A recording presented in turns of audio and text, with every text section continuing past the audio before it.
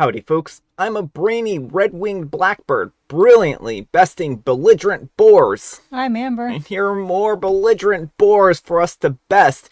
And we're not talking about boars as in the things that will charge you with the tusks and stuff like that. We're talking about people who are just extraordinarily boring. Boorish people. Let's get started. Alright, folks, and our first very creepy letter is titled, Am I a jerk for calling my girlfriend a weirdo? I promise that this is not a fake story to gain clout. I know that it sounds super bizarre and weird, but this is how it is. I'm a 23-year-old male, and I've been dating Maya, a 22-year-old female, for 5 years now, and we have a wedding planned this summer. She is a wonderful girlfriend, and we've had zero arguments. Like, she's a literal angel, and I love her so much. Well, a few days ago, I asked her to use her laptop because mine broke. It's a MacBook, by the way, and I'm used to Windows, so I kind of got lost in there. And instead of uploading some files from the flash drive, I accidentally opened a private folder, or I don't know what it's called. It had a lot of folders with people's name in it, like her friends and families and coworkers, etc. There was even a folder with my name. There were like 50 folders, so like a massive collection. Sounds ridiculous, I know, but believe me, it's true. I didn't want to snoop, so I just opened my folder, and there were a lot of audio files in it. I listened to a few of them, and it turns out that she was recording all of our phone calls, like even those from before we were dating, and even the tame stuff, like us discussing groceries or what she wanted for dinner, and also less tame stuff, like the dirty talk over the phone, etc. I was horrified and absolutely scared and shocked and put off because it's something straight out of a serial killer movie.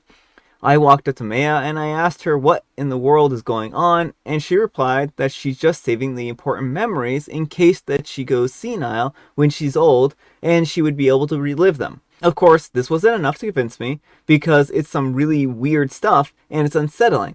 I lost control and I screamed at her, saying that she's a weirdo and that I'm considering breaking off the engagement unless she deletes it. She said that it's too precious for her to delete, and I said that she has a serial killer mindset, and started crying and saying that I overreacted and I was mean to her. Now I feel like a jerk because I love her so much, and she's been literally the perfect loving girlfriend, caring and supportive, like she would do anything for me, and now I found out that there's some seriously creepy and disturbing stuff going on with her. Again, I know it sounds unbelievable, to be honest. I still can't believe it myself that my sweet baby would do stuff like that, but please take it seriously. Also, sorry for the inconsistent writing because I'm still shaken. Alright, folks, what do you think?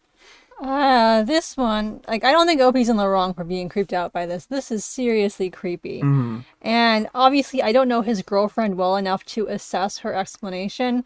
Like, even if we take best case scenario and she wants to preserve memories, that's understandable. Yeah. But doing that without people's consent and kind of like the way she's squirreling everything away, that's an issue. Yeah. So I would say, at a minimum, maybe, it depends on what OP wants to do with this relationship. If he trusts that she has good intentions and wants to salvage it, they could try couples counseling and see if they can get to the root of why she's doing this.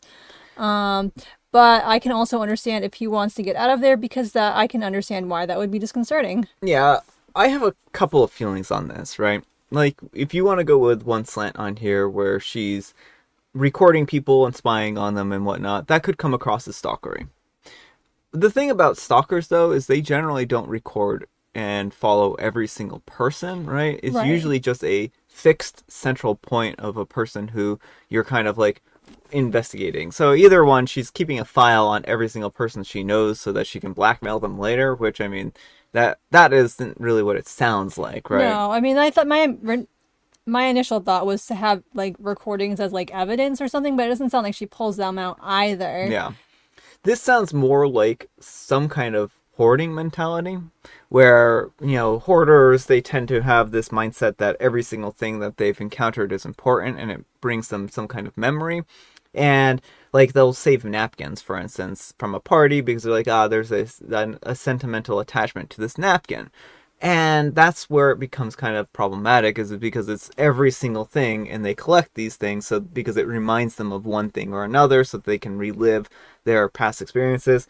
And while I do find her actions very creepy, I think that this is more of a she probably needs to go into therapy and she has some troubles that she needs to work through, as opposed to her being malicious. Now, I mean, well, we can kind of compare this to some of the previous scenarios that we've talked about, like Pokédex guy. Mm-hmm. All right, like Pokédex guy. The reason why that was kind of creepy is because he was basically making a sheet of all the women that he could bed and basically making like a cheat sheet for everyone to share, right? Right. Well, and treating women like they're a commodity, Mm-hmm. basically. And so if she were doing something like that where she was like marking down all these things about people so that she could basically like know how to play people's strings and stuff like that with these nefarious intentions, that might be a little bit of a different scenario. But again, it doesn't quite sound that way. It sounds more like she's hoarding these recordings because she wants to save them for the future, which kind of puts it into the perspective of, for me, that this is more of a mental health issue as opposed to a I'm doing this to control people, I'm doing this to take advantage of people, which is really, or have power over people, which is really why people are uncomfortable with the stalking and the other things. It's because you have somebody who's trying to exert control over their lives, right? Right. It doesn't seem like she's using these in any way that we can tell. Mm-hmm. Like Pokedex guy used like specific information about women to like Mm-hmm. be able to bed them more easily. Yeah. Yeah, I mean that's the good that does you do bring up good points, and it's just so hard from a short letter judging Oh her yeah, we intentions. we can't tell. This could be very, very creepy and it could be very disturbing, and that's why OP absolutely needs to get to the bottom of it, Right, right? and like I don't want to undersell because if she does have nefarious intentions, I don't want to just dismiss it. But Oh yeah, again, yeah. there's a lot of clues here in this letter from the sounds of it that she may just have some sort of either mental health struggle or a neurodevelopmental disability. It does sound a little bit like potentially OCD or something like that. Yeah. I mean, of course, it was impossible to like actually We can't diagnose anyone diagnose from. and those kinds of things, but like that's really kind of the vibe I'm getting from this. I think that OP has every right to be concerned about this, Yeah, and he and should definitely take it yeah. seriously. I also think that this could be breakup material. Mm-hmm. Because this is kind of a violation of trust. Right, and that's the thing is there's an expectation of privacy when you're Yeah. on the phone with Yeah. someone. And that's why they have to tell you you're being recorded when you're like on the phone with customer service and they're like, just so you know, your call may be recorded for quality purposes. Like we Yeah, have yeah. this expectation of privacy when we're on the phone, Yeah. and she's violated that. Well, and then on top of that, their intimate moments, Mm-hmm. right? Like that, I think is a very not a good thing to do, right? Right, yeah. Like if she were recording them, like video recording them during intimate moments would very clearly be like, that is not okay. And like, I feel that definitely falls into the same territory of Mm-hmm. like, if this is stuff that he would not consent to being recorded and it shouldn't exist. Yeah. So I think that has every right to be upset with this. I think this is very much a breakupable offense on her part. I also think that if her motivations aren't nefarious, so to speak, and that she did this with not out really thinking about the consequences of it, then this may be somewhere that she needs to go and talk to a therapist and kind of work out, acceptable boundaries with people. Right, and maybe find other ways to preserve memories. Because I'm a memory collector too. Like, but like I do a lot of journaling and photos. I take so many photos because I like to document every memory and not lose it. And so I understand the desire to hold on to memories. And there are times when like I wish I could have a voice recording of someone, Mm-hmm. you know. But you have to do it with people's consent. You can't just like take these things and hide them away in your hard drive. Yeah. So I think there's a lot of complications here. This probably is like above Reddit's pay grade. Mm-hmm. This probably is above our pay grade. Oh, for sure. But I did want to talk about it because I think that there are some really interesting nuances here that are really different from the standard, right? Like it's clear that there's something definitely wrong here, but it's really hard to put your finger on how bad it is and how concerned OP should be. Right, exactly. And so, I mean, I think it's worth reflecting on the whole of the relationship and maybe reading up on, different mental health issues and disabilities. If it sounds like it could be any of these, look for traits or signs that could be it. And look for any red flags in the relationship otherwise, because it can be hard to see them unless Mm-hmm. like you're looking for specific things. So yeah, I think the best, like if OP wants to salvage this relationship, try and see if you can pinpoint what is going on so you can suggest an avenue of like therapy or something like that. Yeah.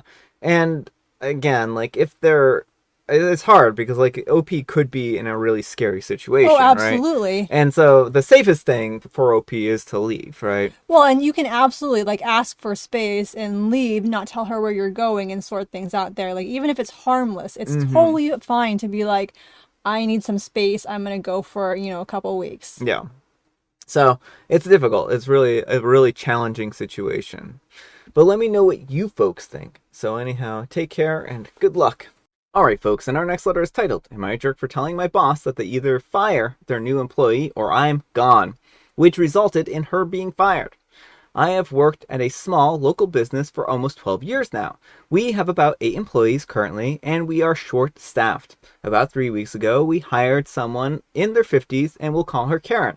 Karen, in the beginning, was very appreciative of being hired on, as her husband was out of work following a car wreck, and their home was in the process of foreclosure. She stated that she had been searching for employment for months, but no one would hire her because she had zero employment history. She was a stay at home wife with no kids. Now, in the beginning, Karen and I got along well enough, but things got messy last week. She stated that she had 5 dogs, and I simply made the comment that I don't like dogs and I could never have one as a pet. I told her that other people's dogs I liked well enough, but I could never have one of my own, basically. She took it as a personal attack, apparently. She turned around in her chair and avoided me for the rest of the shift. That night, my phone started blowing up with Facebook notifications from her. I don't have her as a friend on there. She was going through and laugh reacting on every single photo of my children that were posted publicly. Tagged posts. If that weren't bad enough, she then comments underneath the photo of my youngest, 4-month-old. Ew, you don't like dogs, but you like these ugly things. And then another comment, not even 30 seconds later, on a photo of my 12-year-old son and a 10-year-old daughter saying gross. I screenshot everything and then I blocked her. The next day, I go to my boss and I hand over my phone with all of the screenshots pulled up. I tell them, either you fire her right now or I am gone. I refuse to be in the same workplace as this person. Well, Karen just happened to walk into his office while I was there, and he immediately told her to collect her items from her desk and to leave. She asked why, and he pointed to the screenshots on my phone and said, this is why. She started berating me, of course, because I got her fired when she desperately needs the money because they will lose their home and no one else will hire her, and she can't believe that I'm being so sensitive and that she just wanted me to feel how she felt when I threw it in her face that I don't like dogs. Am I the jerk? All right, folks, what do you think? No, I don't think OP is the jerk. I mean, this lady was harassing OP and like just the extent to which she went to trash OP over an offhand comment.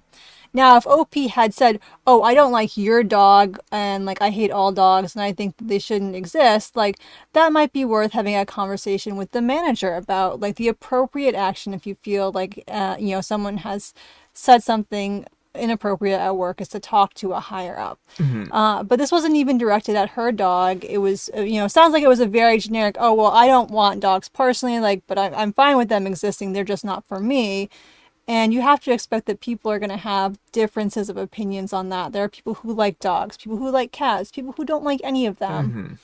Yeah, I mean, I think that this is a situation where she made some very inappropriate comments. And unfortunately, because she made these comments and then she started harassing OP, this wasn't just like a little bit of like talking. This was a full-on harassment campaign. She's Mm-hmm. hunted down OP's Facebook and then started literally harassing her, right? Right, and it makes you wonder too, what would happen if OP says something else at Mm-hmm. work that she didn't like? Is she always going to go target OP's Facebook, or what's she going to do next? Like, the trouble is that she may very well go ahead and make the environment toxic at this point in time, right? If you're going around doing things to people and, attacking them like this, it's going to make your work environment not a good place to be at. And I can understand why OP would not want to work with her at this point in time. Right. I mean, it's going to be hard to work with someone who has like come into what's kind of a private public space and like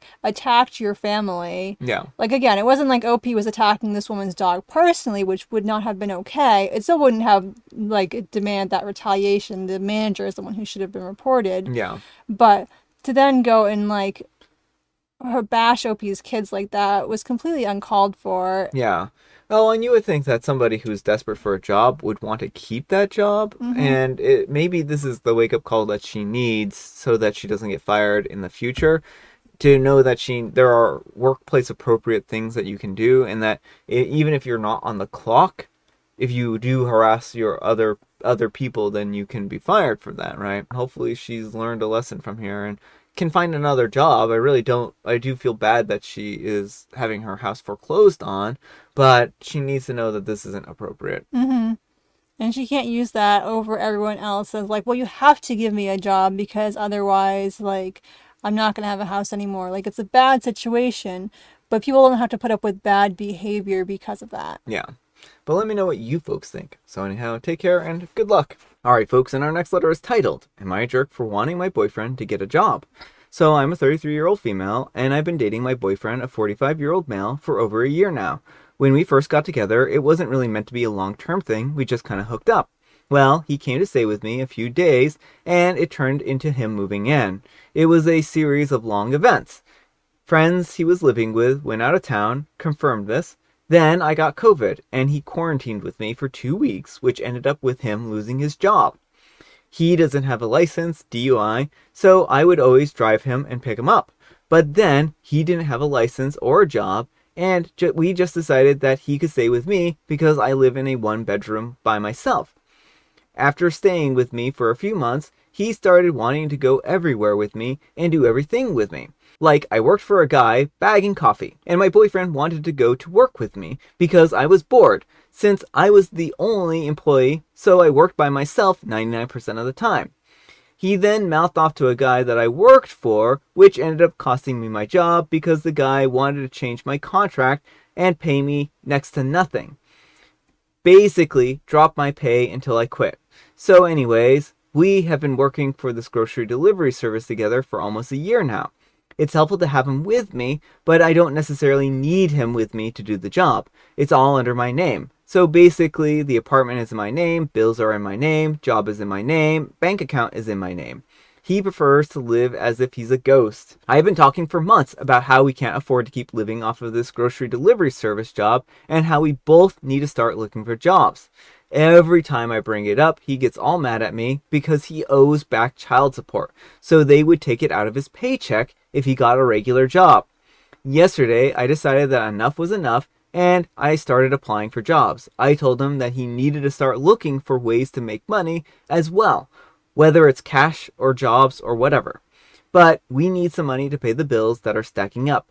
His solution is to donate plasma and try to sell stuff on Etsy.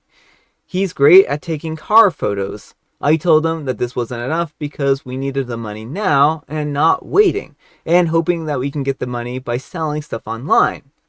Now he's all mad at me because he's not going to make money if he gets a job. I told him that he needs to face consequences of his decisions at some point in time if he wants to move forward in life, or if we want to have a better life too. He tells me that I'm just stressing about money because we have had a few slow days. Mind you, we are always barely scraping by at the end of the month to pay rent. So am I the jerk for wanting him to go find a job and bring in some money? Edit, I took what everyone said here to heart because I knew what I needed to do all along and I just couldn't bring myself to it.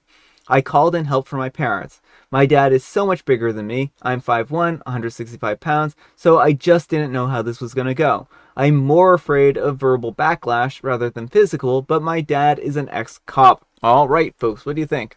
Well, I think it sounds like OP is ending the relationship, and that is probably for the best. It doesn't seem like this man brings anything to the table and is actively hampering OP's ability to thrive. Yeah. I also think that his attitude with the whole paying child support thing is a little gross, Mm-hmm.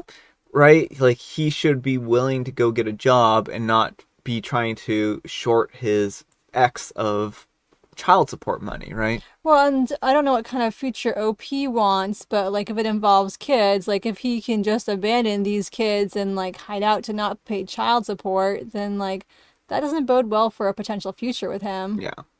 So I'm glad that OP is actually going to be getting out of this relationship because it just doesn't sound like a healthy one. But let me know what you folks think. So anyhow, take care and good luck. Alright folks, it's tea time. Grab your beverages of choice. I've got some tea right here. And Amber, she allegedly has a joke. What did the hitchhiking vampire say? Well, the hitchhiking vampire said, I'm going to Miami, and they had their thumb out, and they didn't really reveal that they were a vampire or anything like that because they didn't want to get like a stake to the heart. And, you know, one of the most dangerous things you can do as a hitchhiking vampire is let people know that you're a vampire. Fangs for the ride. Thanks for the ride. Very good, very good. I bet you're proud of that one. And I have licorice spice. Alright, folks, that's all the time we have for today. Thank you so much for watching. Happy Wednesday, Hump Day, Friday, Junior's Eve. Amber, we need some kind of moral advice and or guidance. And please, have it some relationship advice. If things don't seem to be working in your relationship or something really weird comes up, it may be worth taking stock of the relationship from a safe distance and seeing if this is really the one for you. Yeah, thanks so much for watching, and we'll see you all tomorrow. Bye!